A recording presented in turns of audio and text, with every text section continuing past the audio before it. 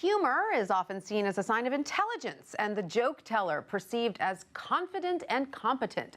All qualities that can elevate you at work, but humor can also be a risky path. Just one off-color or inappropriate joke can derail you. So here with how to use humor to your advantage is WSJ Work Family columnist Sue Shellenbarger. Hi, Sue. Great to see you. Thanks, Tanya. So, Sue, there's actually research on the impact of humor on a worker's status at work. What are the findings of the recent joint Wharton and Harvard Business School study? The researchers found that being able to use humor well at work actually elevates your status, and it's such a powerful effect that even a coworker's recalling you telling a good joke makes that person think of you as higher in status. And even if the joke falls flat, you still come across as confident. Is that right?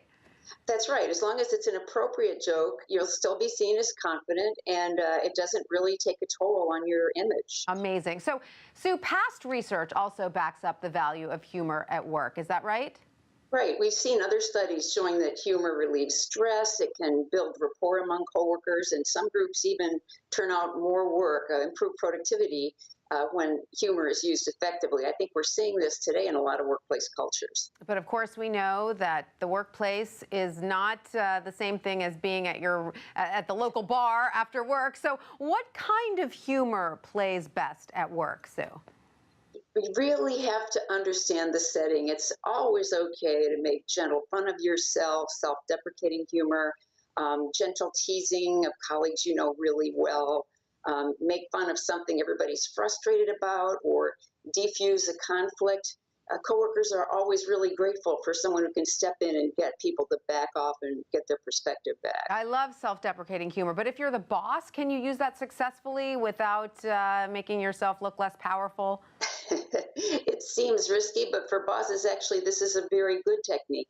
It does make them seem more confident and competent in subordinate sides, but also more approachable and more genuine and human. So it's just something many CEOs are using humor for. And you have this fascinating example in your story of how effective humor can even trigger abrupt changes in someone's image. For instance, when an introvert delivers a deadpan joke, right, Sue? It's true. You can have the quiet guy sitting off in the corner who never says anything, and all of a sudden, a perfectly timed moment delivers the one-liner that just has everybody, what did he say? It can have a huge impact on how he's seen at work, or she. But you mentioned timing. So much of it is in the timing, isn't it, Sue? Well, it is. You really have to be relaxed. If you're feeling a little tense, the experts I spoke to said maybe don't try it, because humor has to be relaxed to be well received. And you need to be sensitive to the setting, who's listening, what will be seen as appropriate in their eyes, and what's their purpose at the moment. Try to drop a one-liner into the middle of a really serious meeting where everybody's trying to make a big decision.